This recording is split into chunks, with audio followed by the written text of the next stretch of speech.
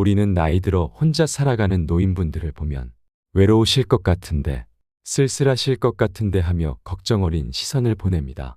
그러나 실제로 나이 들어 혼자 사는 분들과 이야기를 나눠보면 외로움과 싸우는 것이 가장 힘들다고 토로하시는 분들도 계시고, 사람의 정이 그립고 목마른 분들도 많지만 요즘은 시대가 변했다는 것을 담담히 받아들이고 혼자 사는 삶을 기꺼이 스스로 당당하게 선택하시는 분들도 늘어나는 추세라고 합니다. 이런 분들은 나이 들어 혼자 사는 삶이 두렵거나 불행하지도 않다고 말씀하시는데요. 나는 사람이 없어 외로운 것은 절대 못 견디는데 말동무 하나 없이 어떻게 혼자 살라는 거냐며 막연하게 두려움에 떨고 계시는 분들도 많을 것입니다. 그러나 혼자서도 마음 편하게 행복하게 살아가는 방법이 있다면 더 이상 내 삶을 좀먹는 두려움이나 싫어하는 것들과 굳이 공생하지 않아도 된다면 여러분은 어떠실 것 같으신가요? 인생 100세 시대라고 하는 요즘, 우리는 남은 노년을 어떻게 살아가야 행복해질 수 있을까요? 우리가 하는 대부분의 걱정은 사실은 인간관계에서 비롯되는 것입니다. 하지만 인간은 사회적인 동물이기 때문에 인간관계를 맺으면서 살아갈 수밖에 없습니다. 하지만 남과 어울려서 살아가면서 스트레스를 받지 않는 사람은 없을 겁니다. 그렇다고 우리가 모든 인연을 다 끊고 혼자서 살아가야 할까요? 혼자서 살아가는 것이 가능할까요? 이러한 다양한 물음에도 저는 결국 우리는 혼자가 되어야 한다고 말씀드리겠습니다. 혼자가 된다는 의미가 외딴 섬처럼 고립되어 살아간다는 의미가 아닙니다. 그저 자신만의 공간과 시간을 충분히 즐길 줄 알아야 한다는 의미로서 말씀드리는 것입니다. 자기 자신과 잘 지내는 사람은 다른 사람과의 관계도 잘 맺으며 살아갈 수 있을 것입니다. 우리는 나이 들수록 혼자됨을 그냥 쓸쓸하고 외롭다고 느끼지 않고 고독함도 마주하며 즐길 줄 아는 여유가 있어야 합니다. 그렇지 않고 외롭다고, 나 좀 봐달라고, 나 좀 찾아와 달라고 매달리면, 남에게 기대하며 의지하면 나의 인생을 남에게 맞추고 끌려다니는 인생을 살아가야 할 수도 있습니다. 그러니 나이 들어 혼자가 된다는 사실에 너무 힘들어하거나 두려워하지 마시기 바랍니다. 나이 들어 혼자서도 잘 지내려면 어떻게 해야 하는지 5가지 방법을 소개해 드리겠습니다. 5가지를 다 지켜야 한다고 지레 겁부터 먹지 않으셔도 됩니다. 잘 듣고 한번 내 삶에 활용하거나 참고해 보겠다는 가벼운 마음으로 편안하게 들어주시면 감사하겠습니다. 첫째, 나이 들어도 어떤 일이든 꼭 하세요. 90세가 넘어서도 시장에서 토스트를 굽는 일을 하시는 할머니가 매스컴에 소개된 적이 있습니다. 요즘은 아이스크림 하나도 2,000원 하는 시대인데 할머니께서 파시는 토스트 가격은 고작 1,500원이라고 합니다. 사람들은 싼 가격에 맛있는 토스트를 먹어서 좋기는 하지만 그래도 고생하시는 할머니가 안타까워 왜 그렇게 싸게 파냐고, 더 비싸게 팔아도 되는 거 아니냐며 팔아도 남는 게 있냐고 묻지만 할머니께서는 이렇게 말씀하십니다.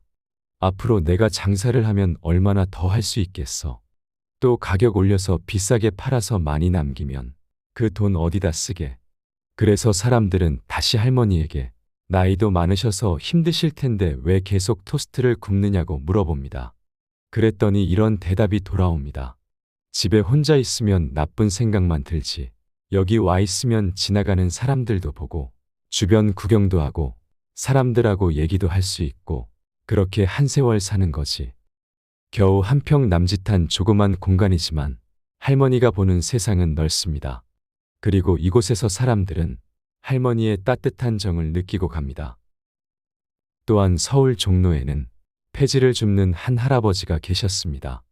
늘 같은 시간이 되면 작은 손수레에 폐지를 잔뜩 싣고 고물상 쪽으로 힘겹게 발걸음을 옮기시는 할아버지의 뒷모습을 보고 있노라면 안타까운 마음만 들었습니다. 그러던 어느 날 그 할아버지께서 돌아가셨습니다. 그래서 할아버지의 수레는 한동안 보이지 않았습니다. 그렇게 얼마 후 한 중년의 노숙자가 할아버지의 수레를 끌고 다시 종로에 나타났습니다. 분명 그는 알코올 중독자였고 늘 소주병을 들고 종로역을 배회하던 노숙자였습니다. 하지만 폐지를 줍던 할아버지는 생전에 그 노숙자에게 매일 돈 1,000원을 쥐어주며 말씀하셨습니다. 여보게 젊은이, 힘을 내게. 무엇이든 하고자 하면 일거리는 있는 법이야. 나같이 늙은 노인네도 부지런히 폐지를 주우면 하루에 3만 원은 번다네. 그러니 술만 먹지 말고 이제 정신 차리고 일을 하게나.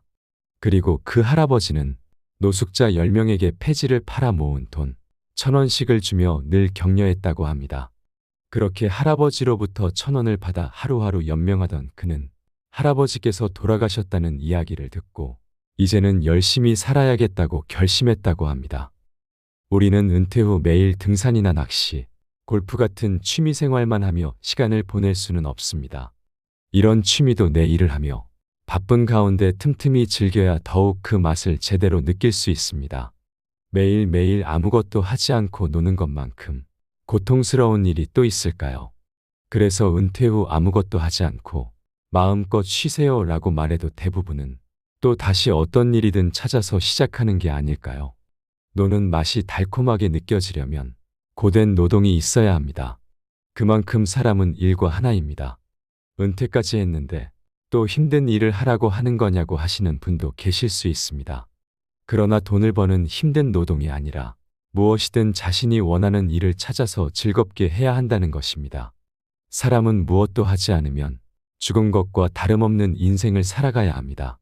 건강하게 장수하시는 분들을 찾아가 보면 아침부터 밤까지 하루가 어떻게 지나는지 모르게 바쁘게 움직이시는 것을 볼 수 있습니다. 나이를 불문하고 일은 생명이고 삶 그 자체라는 것은 앞서 소개한 두 노인분의 일화를 통해 충분히 엿볼 수 있을 것입니다. 둘째, 나와 맞지 않는 인연은 과감하게 정리하세요. 물론 내 사람은 귀하게 여길 줄 알고 아껴주어야 하지만 나와 맞지 않는 인연과는 오래 알아왔다는 이유만으로 억지로 붙잡거나 끌려다니면 서로에게 좋지 않습니다. 어릴 때는 둘도 없는 친구 사이로 지내더라도 성인이 되고 각자 사는 생활이 달라지면 사회를 보는 관점도 달라지고 삶의 가치관도 달라지기 시작합니다. 그래서 오랜만에 만나면 어색한 느낌을 받거나 예전과 다르게 말이 잘 안 통한다는 느낌을 받을 때가 있습니다. 대화 속에서 느껴지는 차이를 느끼게 되는 것이죠. 학창시절 공부를 잘해 성공한 친구, 학벌은 좋지만 돈을 잘 못 버는 친구, 돈은 잘 벌지만 성공과는 거리가 먼 친구, 그런 친구들과는 다르게 그냥 평범하게 살아가는 친구 등 다양한 친구들 속에서 서로 비교하며 비교당하며 만나고 헤어져도 괜히 마음만 상해서 돌아가는 일이 많아집니다. 서로 부족한 부분을 채워주고 위로해주고 격려해주면 좋으련만 다들 살아가면서 생긴 두터운 벽이 있기 마련입니다. 그러니 만나면 기분 좋은 사람들을 만나 서로의 좋은 기운을 전해주고 아껴주며 사랑해주며 살아가기에도 아까운 시간을 단지 오래된 친구라는 이유만으로 친구라는 허울만 남은 관계를 굳이 애써서 유지할 필요가 없어집니다. 어릴 적 내 소중한 추억을 공유한 고마운 친구 관계이면서 현재도 서로에게 힘이 되는 사람이라면 그 관계를 고마운 마음으로 이어나가야 하겠지요. 그러나 나의 약점을 알고 비난하거나 상처를 주는 친구 관계라면 단호하게 끊어내라고 말씀드리겠습니다. 이제는 내 주변에 있는 나와 깊은 감정을 공유하며 나를 알아주고 이해해주는 사람들과 만나 소중한 인연을 이어가기에도 바쁜 시간입니다. 그러니 나에게 상처를 주는 관계라면 과감하게 내려놓으시면 좋겠습니다. 셋째, 개방적인 사고를 하세요. 최근 연구에 의하면 친절한 사람보다 개방적인 사고를 하는 사람들이 더 행복도가 높았다고 합니다. 개방적이라는 것은 상상력과 호기심으로 새로운 사람들에게 열려있는 마음입니다. 즉, 한두 사람과 깊게 사귀는 것보다 다양한 사람들과 관계를 맺는 것이 더 행복하다는 것입니다. 우리는 나이 들면 자연스럽게 인간관계의 폭이 줄어들게 됩니다. 왜냐하면 우리는 시간이 지나면서 여러 가지 경험이 쌓여 다양한 사람들을 만나지만 그 중에서 나와 맞는 좋은 사람들과의 관계만 남겨두고 정리하게 되므로 어찌 보면 당연한 인생의 순리입니다. 그리고 실제로 내가 상황이 어려워지거나 특히 금전적인 문제가 얽히면 내 주변인들의 실체가 적나라하게 드러나게 마련입니다. 이런 경우에는 더더욱 인간관계가 간소해집니다. 하지만 그런 일들을 겪게 되더라도 세상을 등지고 모든 인간관계는 다 끊고 혼자서만 살아갈 수는 없는 노릇입니다. 그러니 나이 들면 각종 동호회나 취미활동 등을 통해 만난 새로운 사람들과 깊이 있게 친하지는 못해도 새로운 사람들과 친해지고 새로운 것들을 배워나가면 좋을 것입니다. 비슷한 관심사를 가진 사람들끼리 만나다 보니 얘기거리들도 넘쳐나게 되고 너무 깊게 만나지 않기 때문에 역설적이게도 상처를 주고 받을 일도 줄어들게 됩니다. 새로운 만남이든 새로운 배움이든 무엇이든 망설이며 시간을 보내지 마시고 도전해 보시면 어떨까요? 나이 들어 모든 게 허망하고 우울해질 수 있는 시간에 삶에 큰 활력을 불어 넣어줄 것입니다. 우리의 어릴 때를 생각해 보세요. 누구나 맑은 호기심으로 가득 찼던 그 깨끗하고 행복했던 때가 있었습니다. 그러나 나이 들면서 호기심은 점차 줄어듭니다. 사람은 호기심을 잃는 순간 늙는다고 합니다. 이 말은 우리가 살면서 호기심을 잃지 않는다면 늙는 속도를 늦출 수 있다는 말입니다. 나이 들었어도 호기심을 잃지 않고 하고 싶은 일에 도전하고 배우고 싶은 일을 배우는 일을 멈추지 마시기 바랍니다. 넷째, 자식에게서 독립하세요. 만약 늦지 않았다면, 여러분들에게 경제적인 능력이 남아 있다면 부디 자식들에게 재산을 전부 다 주지 마세요. 자식에게 재산을 미리 주면 세 가지를 잃어버린다고 합니다. 그 첫 번째는 자식이며 두 번째는 본인의 인생이며 마지막으로 재산을 잃어버립니다. 요즘 자식들은 나이든 부모님의 뒷바라지를 당연하게 받는 것에 익숙합니다. 그래서 성인이 되어도 독립하지 못하고 결혼자금이며 사업자금까지 바라고 심지어는 손주들 학자금까지 바란다고 하는데요. 부모님은 나는 좀 못 먹고 못 입어도 자식한테만은 최선을 다하려 합니다. 그래서 자식들에게 조금이라도 도움을 주고자 또는 자식들이 고생하는 게 안쓰러운 마음에 기꺼이 자식들을 위해 노후자금까지 탈탈 털어서 도와주고는 비참한 노후를 보내시는 분들이 꽤나 많습니다. 그러나 그렇게 받은 것을 고마워하는 자식이 과연 몇 명이나 될까요? 그렇게 받아만 본 자식들은 부모님께 돌려드릴 생각조차 하지 않는 것이 슬픈 현실입니다. 왜냐하면 받아만 본 자식들은 그것이 부모의 당연한 의무인 줄 알게 되니까요. 또한 부모에 대한 경제적인 의존이 생깁니다. 그러나 더 불행한 일은 자식에게 다 퍼준 부모님들은 노후가 불안하기 때문에 또 자식에게 바라는 마음이 생긴다는 것입니다. 그렇게 되면 가장 가깝고 사랑해야 할 부모-자식 관계가 틀어지기 쉽고 서로 원망하며 살게 됩니다. 참 안타깝지만 평생 자식 뒷바라지에 허리 한번 마음껏 펴보지 못하고 이래서 키웠건만 노후에 돈마저 없으면 자식에게 짐덩이나 되는 것이 차가운 현실임을 꼭 기억해야 합니다. 나이 들어 모아놓은 돈이 없어 자식들에게 한 달에 얼마라도 용돈을 받자 하면 고작 몇십만 원의 자식에게 아쉬운 소리를 해야 할 수도 있습니다. 부모는 몇십만 원으로 한 달을 살자 하니 터무니없이 적은 액수이지만 자식들 입장에서 매달 보내드리는 몇십만 원은 큰 부담이 될 수밖에 없다는 것입니다. 자식들도 다 커서 결혼을 하고 가정을 꾸리면 자식들 먹이고 키우고 학원비에 각종 세금에 돈 나갈 일이 끝도 없을 수밖에 없는데 나이든 부모에게 드리는 생활비가 분명 부담이 될 것입니다. 받는 사람에게는 고작인 돈이지만 주는 사람에게는 큰 돈이라고 느낀다는 것입니다. 부모님들은 자식만을 위해 자식들에게 주는 모든 것이 아깝다고 여기지 않고 다 지원했는데 그렇게 한평생 희생하며 키웠더니 매달 드리는 몇십만 원 용돈마저 부담스러워하는 자식들이 야속하다고 느껴질 수 있다는 것입니다. 하지만 요즘 세상이 많이 변했다는 것을 이해해야 합니다. 요즘은 맞벌이를 해도 자신들 먹고 살고 자식 키우기에도 정말 빠듯한 것이 현실이니까요. 이런 상황임을 이해하시고 당장은 냉정해 보여도 그것 때문에 당장은 가슴이 아프시더라도 지금 내가 가진 재산을 자식에게 줄 생각은 절대 하지 마시고 내 재산 내가 잘 아껴서 죽는 날까지 손에 쥐고 살아야 자식도 살고 나도 사는 길임을 잊지 않으셨으면 좋겠습니다. 다섯째, 지금 옆에 있는 사람을 소중하게 대하세요. 나에게 갑자기 무슨 일이라도 생긴다면 누가 제일 먼저 도와줄까요? 형제, 자녀, 부모, 직장 동료, 친구, 배우자, 이 중에 누구라고 생각하시나요? 사람들은 미래의 갑작스런 불행에 대비해 이런저런 보험에 가입하는 경우가 많습니다. 하지만 정작 어려울 때 나를 도와줄 수 있는 가까운 사람에게는 보험을 들지 않는 경우가 많습니다. 늘 곁에 있다 보니 당연한 일인 양 그 소중함을 잊어버리고 살아갑니다. 그러다 그 소중한 사람이 먼저 떠나기라도 하는 날엔 왜 그때 더 잘해주지 못했을까? 그때 그 부탁 하나 못 들어주었나? 하는 생각에 오랫동안 마음속 한이 되어버리는 경우가 흔합니다. 내가 힘들고 괴로울 때 내가 마지막까지 믿고 의지할 수 있는 사람이 가까이에 있다는 사실이야말로 축복받은 삶이 아닐까요? 가끔 만나서 술이나 한 잔 마시고 밥이나 함께하는 친구나 이제는 다 자라서 독립한 자식은 중요한 순간에 소용이 없는 경우가 많습니다. 물리적인 거리만큼 마음의 거리도 멀어지는 법이니까요.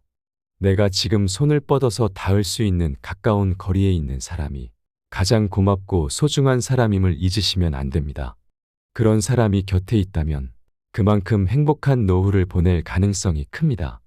생명보험도 중간에 해약하지 않고 가능한 오래 묵혀두어야 중요한 순간에 진가를 발휘하듯 사람에게 드는 보험도 평소에 잘하는 것이 매우 중요합니다.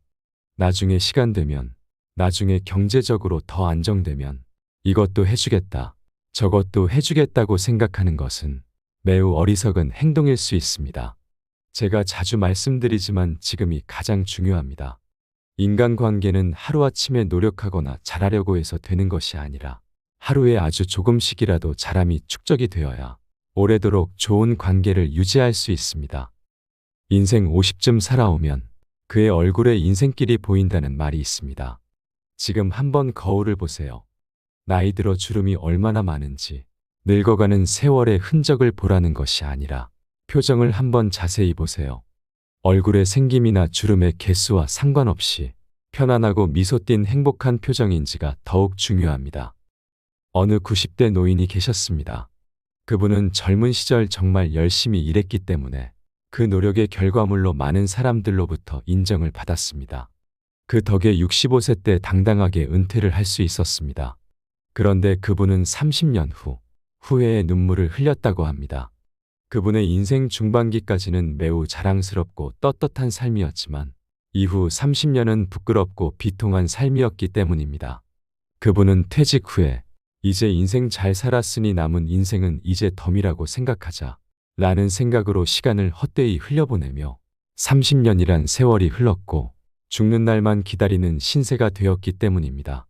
그분에게 30년이란 노년의 시간은 자신이 살아온 세월의 약 3분의 1에 해당하는 매우 긴 시간이었습니다. 만약 이분이 퇴직할 때 앞으로 30년을 더 살 수 있다는 것을 알았다면 그렇게 소중한 30년을 낭비하며 사셨을까요? 이제 우리는 100세 시대를 살고 있는 만큼 60대가 되면 인생의 황혼기라고 부릅니다. 여기서 황혼기라 함은 해가 노을을 남기고 가라앉는 것처럼 어떤 현상이 끝나감을 사람의 노년기에 빗대어서 표현한 말일 겁니다. 그러나 100세까지 사신 노인분들은 하나같이 말씀하십니다. 100세까지 살아보니 내 인생에서 가장 아름다웠던 절정의 시기는 65세에서 75세까지라고 말입니다. 만약 인생을 되돌릴 수 있다 해도 젊은 날로 돌아가고 싶지 않다는 분들도 많습니다. 그때는 아직 세상을 잘 몰라서 의욕만 앞섰기 때문에 생각보다 행동이 먼저였고 내 인생을 어떻게 해야 잘 사는 인생인지 고민할 시간도 없었고 고민해보지도 않았다고 말입니다. 그 말은 젊은 날 의미 없는 시간들을 너무 많이 보낸 것이 후회된다는 말씀일 것입니다.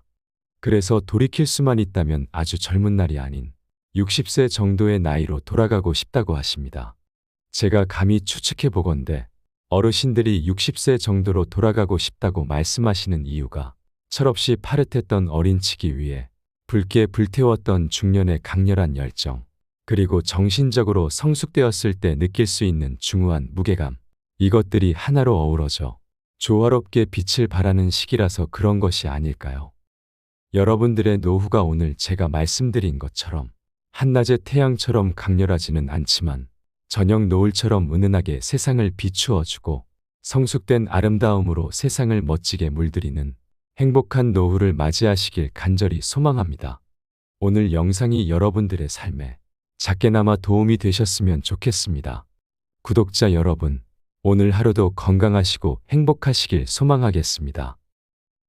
이상으로 시니어를 위한 모든 것, 시니어 톡톡이었습니다.